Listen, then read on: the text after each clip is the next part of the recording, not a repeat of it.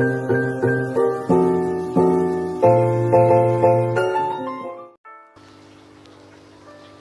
assalamualaikum warahmatullahi wabarakatuh. Ketemu lagi dengan saya Retna Cantika.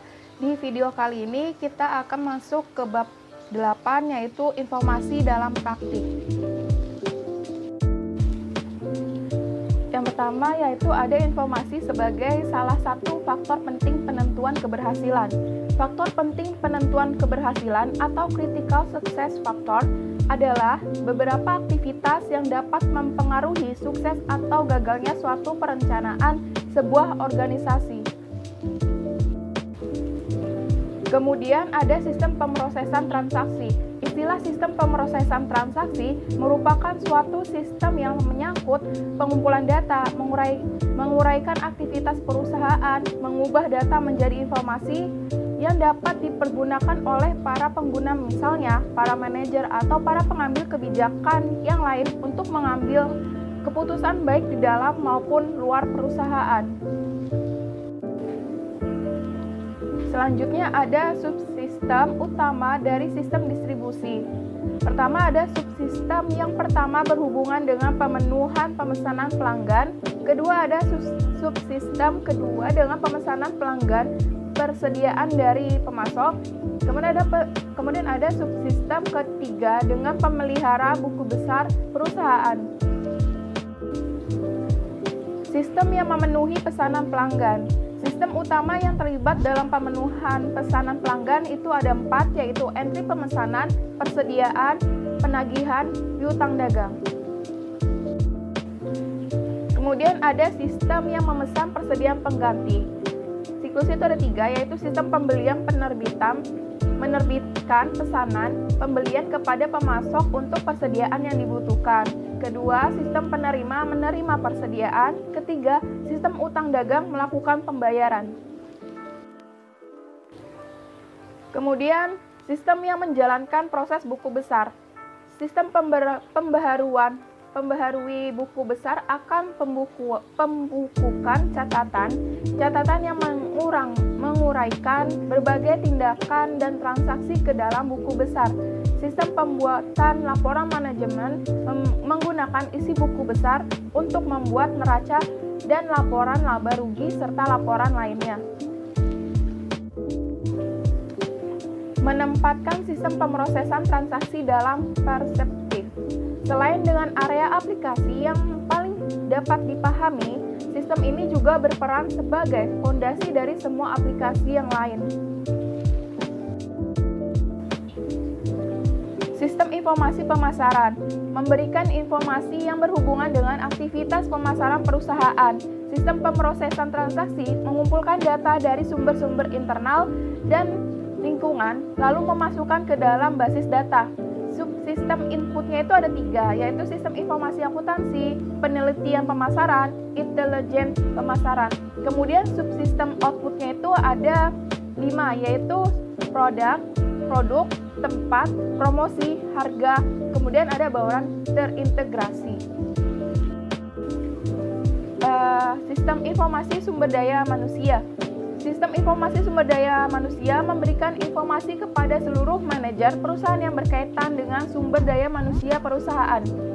Subsistem inputnya itu ada 3, yaitu sistem informasi akuntansi, penelitian sumber daya manusia, intelijen sumber daya manusia. Subsistem outputnya itu ada 6, yaitu perencanaan angkatan kerja, perekrutan, kemudian angkatan kerja, kemudian tunjangan, sistem benefit, terus ada pelaporan lingkungan. Sistem informasi manufaktur. Sistem informasi manufaktur memberikan informasi kepada seluruh manajer perusahaan yang berkaitan dengan operasi manufaktur perusahaan. Dalam sistem informasi manufaktur itu ada input subsistemnya itu ada internal, ada eksternal. Internalnya itu ada sistem informasi akuntansi sama industrial engineering. Kemudian sumber eksternalnya itu ada intelijen manufaktur. Kemudian outputnya itu ada sistem produksi, sistem persediaan, sistem kualitas, kemudian ada sistem biaya. informasi keuangan. Sistem informasi keuangan memberikan informasi kepada seluruh manajer perusahaan yang berkaitan dengan aktivitas keuangan perusahaan. Dalam sistem informasi keuangan itu ada sumber internal, ada eksternal. Sumber internalnya itu ada sistem informasi akuntansi sama audit internal. Kemudian sumber eksternalnya itu ada subsistem intelijen keuangan. Kemudian outputnya yaitu ada peramalan, manajemen dana, kemudian ada pengendalian. Sistem informasi eksekutif. Sistem informasi eksekutif adalah suatu sistem yang memberikan informasi kepada para manajer di tingkat yang lebih tinggi atas kinerja perusahaan secara keseluruhan. Manajemen hubungan pelanggan. Manajemen hubungan pelanggan adalah manajemen hubungan antara perusahaan dengan pelanggan, sehingga baik perusahaan maupun pelanggannya akan menerima nilai maksimum dari hubungan ini. Materi selanjutnya yaitu tentang data warehousing. Data warehousing adalah bagian utama dari data warehousing yang memasukkan data ke dalam gudang, mengubah isi menjadi informasi, dan menyediakan informasi tersebut kepada para pengguna. Karakteristik data warehousing itu ada kapasitas penyimpanan sangat besar, data diakumulasikan dengan memperbarui catatan-catatan baru, data dapat diambil dengan mudah, data sepenuhnya digunakan untuk pengambilan keputusan, data tidak digunakan dalam operasi perusahaan sehari-hari. Penyampaian informasi itu ada OLAP, Online Analytical Processing, merupakan peranti lunak yang secara khusus telah dikembangkan untuk data warehouse.